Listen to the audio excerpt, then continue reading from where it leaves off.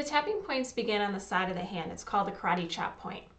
And as you're tapping on the karate chop point, you are saying the setup statement. It's best if you say the setup statement out loud. It's good to hear yourself say it because sometimes in doing so, you realize, ooh, that's not exactly what I'm upset at, or that's not exactly how I feel. So it actually really helps you pinpoint how you're feeling. When you're done doing that 3 times, you're going to run through a series of 8 tapping points on your face and upper torso. And when you complete those 8, that's known as 1 round. You can do as many rounds as necessary until you're feeling a lot better. So the first point is at the start of your eyebrow. That's called the eyebrow point. You can use 1 hand or you can use 2, and it doesn't matter which hand you use.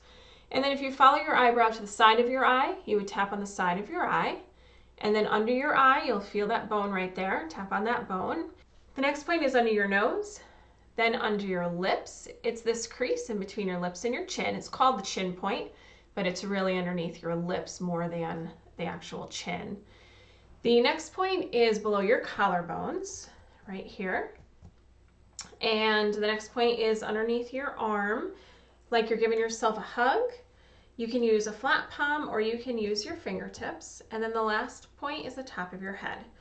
Now, these points are very forgiving. You don't have to be in the exact spot. As long as you're in the general area, that should do the trick.